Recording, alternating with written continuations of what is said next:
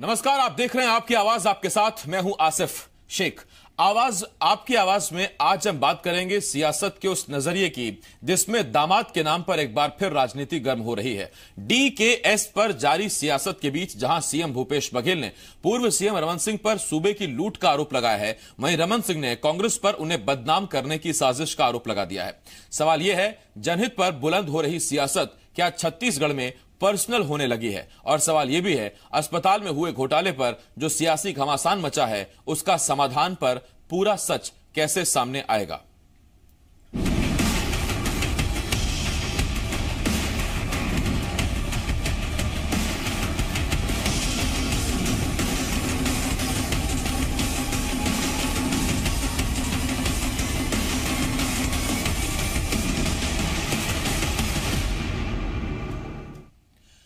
रायपुर में डीकेएस अस्पताल में हुए घोटाले की जांच में नया खुलासा हुआ है। सूत्रों के हवाले से खबर है कि दान में दी गई जमीन पर बने अस्पताल की बिल्डिंग को गिरवी रखकर कर्ज लिया गया। सूत्रों के मुताबिक बिल्डिंग को 69 करोड़ रुपए में गिरवी रखकर बैंक से लोन लिया गया था, जिसका अस्पताल को हर महीने ब्याज भी अदा करना था।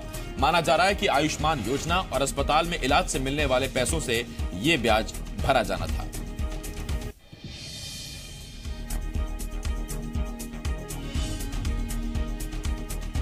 तो सूत्रों के हवाले से एक बड़ी खबर और नया जो एंगल है इस खबर में वो ये है कि चूंकि ये दान की जमीन थी, उस पर अस्पताल बनाया गया और बाद में उसी अस्पताल की बिल्डिंग पर 69 करोड़ रुपए का कर्ज यानी कि लोन बैंकों से लिया गया।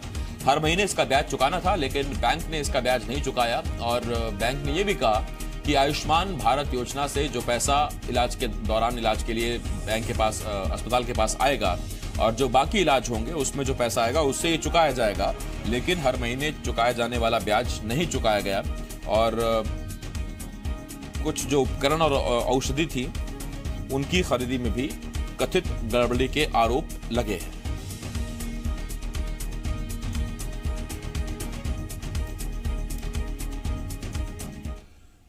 डीकेएस अस्पताल घोटाले के मुद्दे पर सीएम भूपेश बघेल ने कहा कि रमन सिंह ने प्रदेश को निजी संपत्ति समझकर लूटा और उनके दामाद डॉक्टर पुनीत गुप्ता भी उन्हीं के नक्शे कदम पर थे।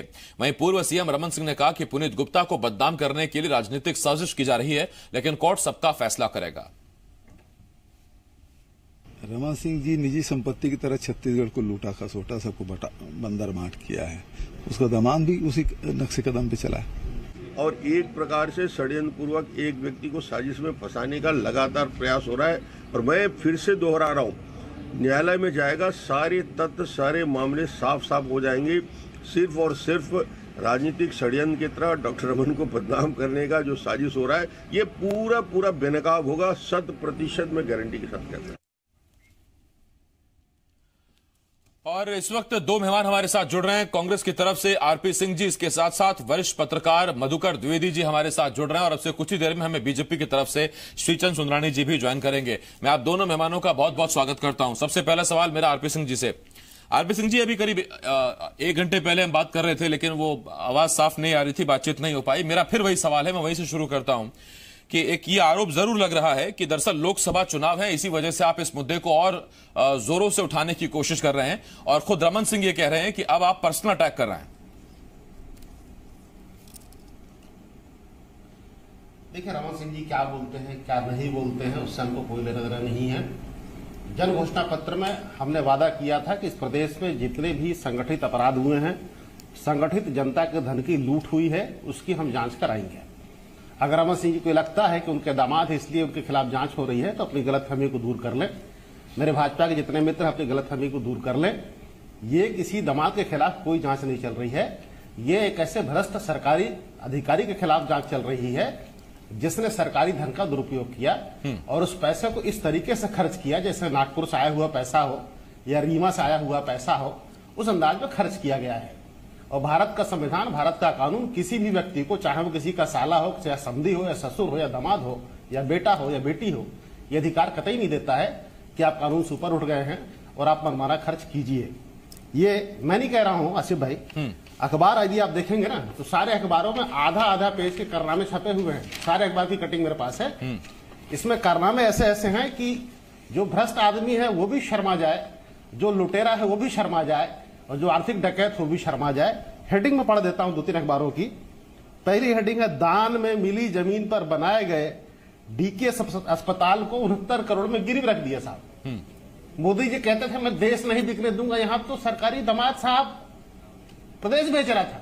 एक ऐसा अस्पताल जो दाऊ कल्याण सिंह जैसे महान दानवीर ने अपनी जमीन दान देकर बनवाया हो, जो इस प्रदेश की अस्मिता, प्रतिष्ठा और सम्मान का प्रतीक हो, उसको सरकारी दामाद में 69 करोड़ रुपए में गिरवी रख दिया और किसी अधिकारी को इसके बारे में जानकारी तक नहीं हुई। अधिकारियों को बयान छपे हैं, हमसे पूछा नहीं गया, हमसे बताया ही नहीं गया, और बात यही खत्म हो जाती तो भी ठीक है। मैं इस मजेदार चीज आपको पढ़ के सुनाता हूं कि अपने चहेतों को दी नौकरी, सैलरी मुख्य सचिव के समकक्ष, यानी अपनी पसंद से बिना किसी नियम कानून प्रक्रिया का पालन किए हुए चहेतों को नौकरी दे दी गई और सैलरी भी चीफ सेक्रेटरी के बराबर। तो ये खुली छूट जो थी ये रमन सिंह की सरकार में संभव थी, लेकिन जनता का पैसा है साहब, इसमें हमारा भी पैसा लगा हुआ है, टैक्स पेयर का पैसा लगा हुआ है, और जो भी ये गलत किया है उसके खिलाफ हमारी सरकार जो है जांच करेगी और कड़ी से कड़ी कार्रवाई करेगी।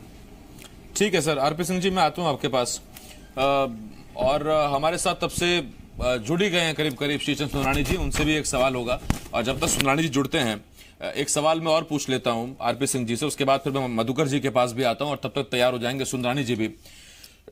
माफ कीजिए आरपी सिंह जी, एक जो आरोप लग रहा है वो ये कि चूंकि लोकसभा चुनाव नजदीक में है और 5 साल में बीजेपी ने जमकर 2G, 4G, 3G और जीजा जी इसका जमकर जिक्र किया है, दामाद पर सवाल उठे तो इसीलिए अब आपको भी मौका मिला है, और बीजेपी कह रही कि इसीलिए कांग्रेस का पर्सनल इंटरेस्ट है इस मामले में कि एक काट मिल गई है। देखिए आसिफ भाई आपका सवाल बहुत अच्छा है। माफी चाहूंगा। 2G, 3G, जीजा जी, 4G जितने गाने भारतीय जनता पार्टी 5 साल पहले गाती थी वो सारे गाने कहां गुम हो गए। 5 साल 56 इंच वाले तथा कथित 56 इंच, मुझे नहीं लगता 56 इंच है, उनका पेट जरूर 56 इंच का है, जबान जरूर 56 इंच की है, तो उनकी सरकार रही साहब 5 साल। कौन फरार हो गया, कौन भाग गया? आपने मनमोहन सिंह के खिलाफ केस किया, क्या क्या क्यों, क्या बोला कोर्ट ने? कुछ नहीं है। आपने हाउसिंग सोसाइटी का मामला लेगा, अदालत ने क्या बोला? इसमें कुछ नहीं है। इवन जज ने टिप्पणी की है कि जांच एजेंसी साबित क्या करना चाहती है, मुझे तो यही समझ में नहीं आया। तो ये आप थे साहब, आपने किया, और जिस रास्ते पर आप चले हैं आपको लग रहा है कि हम भी उसी रास्ते पर चल रहे हैं, ऐसा कतई नहीं है। देखिए मोदी जी ने अपने नाम के आगे लिख लिया चौकीदार नरेंद्र मोदी, रातों रात भारतीय जनता पार्टी के सारे नेता चौकीदार हो गए। अच्छी बात है, हम सम्मान करते हैं चौकीदारों का साहब। मेरा बड़ा छोटा सा सवाल है कि जब पूरी पार्टी चौकीदार तब सरकारी दामाद बाबू क्यों फरार? भाई चौकीदार है तो फरार दामाद बाबू को ले आइए। माननीय रमन सिंह जी ने कहा कि अदालत कानून पर उनका भरोसा हमको भी है, आप फरार मत कराइए, उनको लेकर आइए, अदालत का सामना करें। तो ये कैसी कहानी भाई, सब चौकीदार है और दामाद फरार है, तो कुछ ना कुछ कहीं ना कहीं तो गड़बड़ है। आप क्यों सामने नहीं आते हैं? ठीक। और इस जांच में आप ही का नाम क्यों आता है? बाकी भी तो लोगों का नाम क्यों नहीं आता है? और मिसालें ऐसी मैंने कहा ना कि मुख्य। आरपी सिंह जी आता हूं आपके पास। मधुकर द्विवेदी जी हमारे साथ जुड़े हुए वरिष्ठ पत्रकार, उसके बाद फिर मैं श्रीचंद जी के पास भी आऊंगा।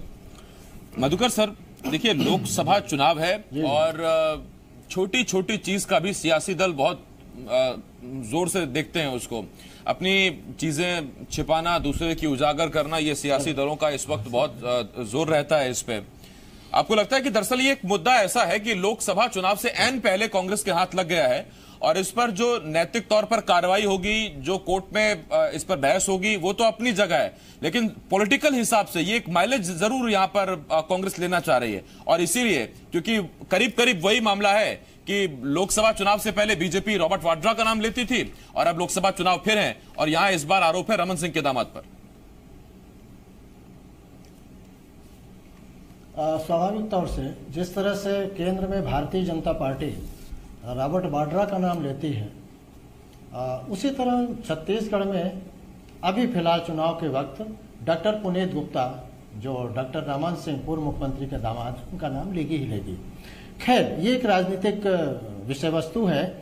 इस पर न जाकर के अगर हम आज जो जिस विषय पर डिबेट आपने रखी है और जिस पर चर्चा करने के लिए हम तीनों यहाँ पर हैं, वो है डीकेएस अस्पताल कि जांच के दौरान जो बहुत बड़ा एक तरह से कहिए तथ्य उजागर हुआ है कि इस अस्पताल को जो दान में जमीन मिली थी 1944 में दाऊ कल्याण सिंह जी ने दिया था, जिनके नाम से ये अस्पताल है, उस दान की जमीन को 69 करोड़ रुपए में तत्कालीन अधीक्षक ने बिना किसी हायर अथॉरिटी के परमिशन के उसको गिरवी रख दिया।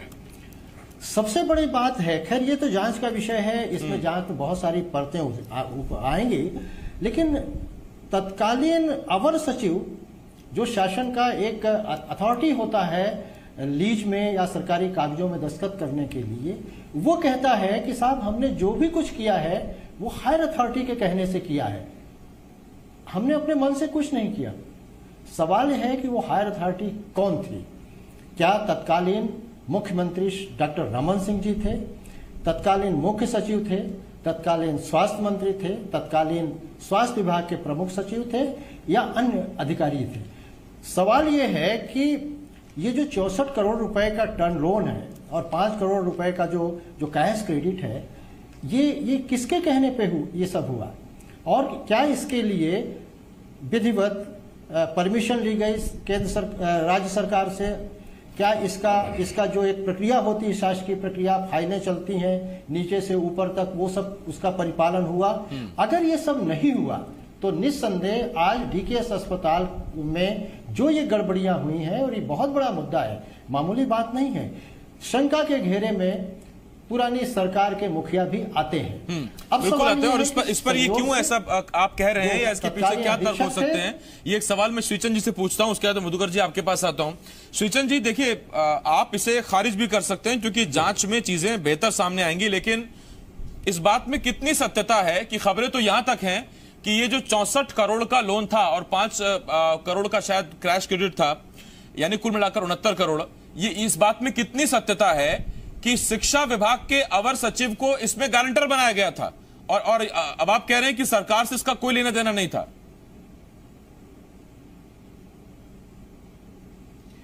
देखिए आसिफ जी, ये टोटल प्रशासनिक निर्णय है और निश्चित रूप से सारी बातें जांच में सामने आएगी, और जांच हो रही है, होनी चाहिए, कोई इसमें हमें परेशानी नहीं है। लेकिन जो भी निर्णय होता है, अभी भूपेश सरकार ने पिछले 3 महीने में 8,500 करोड़ रुपए लगभग कर्ज लिया है, और कहीं ना कहीं कोई बैंक गारंटी या कुछ न कुछ सिक्योरिटी के रूप में दिया गया होगा। तो ये एक प्रक्रिया के तहत अगर लिया गया होगा तो प्रशासनिक इसकी पूरी व्यवस्था और प्रशासनिक सहमति से ही लिया गया होगा। लेकिन ये सब जांच होनी चाहिए, जांच होगी।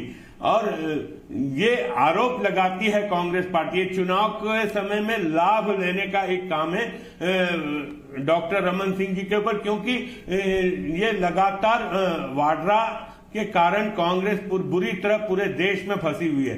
जमीन घोटालों से लेकर बहुत सारे प्रकरण, ईडी से लेकर सीबीआई से लेकर सारी एजेंसियां इस जांच में लगी हुई है। और मैं तो आपको बता दूं, राहुल जी हो, सोनिया जी हो या दामाद बाबू हो, तीनों आज बेल पे है। 5 लाख करोड़ के घोटाले हुए यूपीए 2 गवर्नमेंट में, आधे मंत्री बेल में थे, आधे मंत्री जेल में थे। और ये कोयला घोटाला से लेकर 2G जैसे घोटाले, कई सारे आरोप इस सरकार पे थे। और निश्चित रूप से 5 साल में मोदी, अच्छा सुंदरानी जी, मेरा एक छोटा सवाल है आपसे सर, जी के 15 साल, जब ये पूरा मामला जांच में है, जब इसकी जांच होगी, आपको कोर्ट पर भरोसा है, न्यायालयीय प्रक्रिया पर पूरा भरोसा है, तो इसकी तुलना उधर से क्यों की जा रही है? नहीं, कहां की जा रही है? आप ही कह रहे हैं सर कि, अच्छा एक बात और सर, ये भी बड़ा दिलचस्प है, आरोप होते हैं लेकिन वो साबित नहीं हो पाते हैं, ये भी समस्या है। हम तो कह रहे हैं कि जांच हो रही तो होने दीजिए ना। नहीं, जांच हो रही होने दीजिए, हम कहां आपत्ति कर रहे हैं। मैं आता हूं सुंदरानी सर आपके पास। आरपी सिंह जी, ये देखिए जो 2014 में जो मामला था, श्रीचंद सुंदरानी जी की बातों से लगता है कि रणनीति वही है, घेरिए वाड्रा साहब को और चुनाव सामने है।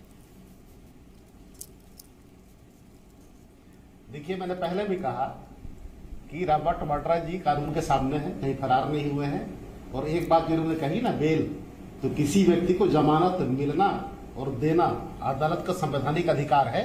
यहाँ इनके मंत्री राजेश मूणत जी बेल मांग रहे, अदालत इस लायक नहीं समझती कि बेल दे दें। मुख्यमंत्री के दामाद ये भी बेल चक्कर काट रहे हैं। एक बार रिजेक्ट हो चुकी है और हाईकोर्ट ने आप तक बेल नहीं दी है। तो सोचिए कितना संज्ञेय अपराध है कि कोई भी अदालत इनको बेल तक देने को तैयार नहीं है। बात नंबर 1। दूसरा, सुंदरानी जी कहते हैं कि जांच होनी चाहिए, हमको आपत्ति नहीं है।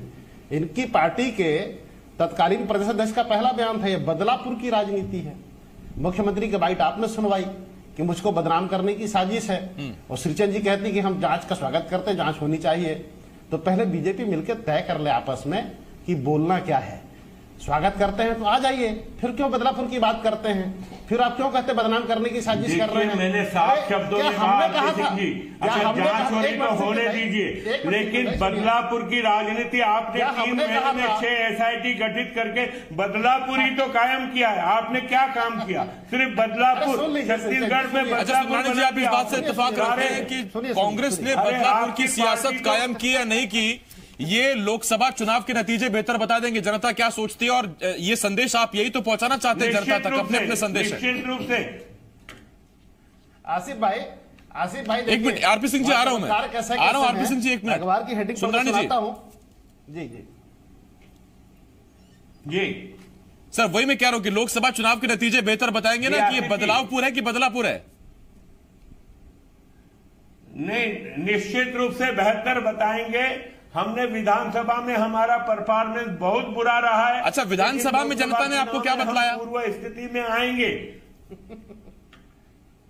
देखिए 3 बार की हमारी सरकार थी। मैं अगर यही पलट के सवाल पूछूं कि 450 लोकसभा की सीटें कांग्रेस के पास रही और 44 सीट में सिमट के कांग्रेस रह गई, मान्यता प्राप्त विपक्षी दल आप नहीं रहा। बिल्कुल पूछ सकते हैं सर, बड़े नेता सुंदरानी सर, आप क्यों नहीं पूछ सकते? और 5 साल पहले हम यही तो सवाल पूछते थे। देखिए हम तो आसिफ जी, हम तो 2 सीट पे थे। अटल बिहारी वाजपेयी जी चुनाव हार गए थे, हमने 2 सीट से 282 सीटें प्राप्त की, और ये 400, 450, 450, 350 से कम कभी सीटें कांग्रेस की नहीं रही, और कांग्रेस पार्टी सिमट के 44 सीट पे आ गई। मैं आता हूं आरपी सिंह जी आपके पास, सुंदरानी साहब मैं आपके पास भी आता हूं। सुंदरानी साहब, मुझे तो याद है ये बीजेपी का ही बयान था कि जितनी राहुल गांधी की उम्र है उतनी ही कांग्रेस की सीटें आई हैं, अगले साल 45 के हो जाएंगे तो 45 सीटें आएंगी। मुझे याद है वो बयान 2014 के किस तरह के दिए गए थे। मैं आ रहा हूं सुंदरानी साहब आपके पास। मधुकर सर, मेरा आपसे एक सवाल है जो जनता आप जानना चाहती है, जिसका जवाब वो हुआ ना। हाँ, मैं आ रहा हूं सुंदरानी साहब के पास। आरपी सिंह जी मैं आता हूं आपके पास। मधुकर सर, एक सवाल जरूर उठ रहा है, और सवाल ये कि देखिए सियासत में पहले कभी नेताओं पर आरोप ना लगे हों या उनके सगे संबंधी किसी मामले में आरोपी ना बने हो, ऐसा हुआ नहीं। लेकिन आपको लगता है कि या तो हाल के दिनों में सगे संबंधी ज्यादा अति कर रहे हैं, या फिर दरअसल अब पर्सनल अटैक की सियासत शुरू हो गई है? फिर वो क्या कांग्रेस और क्या बीजेपी? हाल के दिनों में हमने देखा कि बड़े नेताओं के रिश्तों नातों को पकड़िए और सीधा हमला बोलिए, वरना ये घोटाले, ये आरोप तो पहले भी थे। देखिए, तो जैसा आपने पहले ही कहा कि ये पहले भी होता रहा है, आगे भी होता रहेगा। और ये जो अभी वर्तमान में जिस मुद्दे को उठाया गया है डीकेएस अस्पताल से संबंधित, ये मुद्दा भी राजनीति में गरमाएगा, और आप कल से ही देखिएगा नेता लोग इसको चुनावी मुद्दा बना देंगे। भारतीय जनता पार्टी के प्रवक्ता और कांग्रेस के दोनों प्रवक्ता जो बात कर रहे हैं, स्वाभाविक तौर से ये लोग राजनीतिज्ञ हैं, इस मुद्दे को राजनीतिक नजरिए से देखेंगे। कांग्रेस इसको भुनाने की कोशिश करेगी, भारतीय जनता पार्टी कहेगी कि नहीं ये तो मामला प्रक्रिया में है, जांच की प्रक्रिया में, वगैरह वगैरह।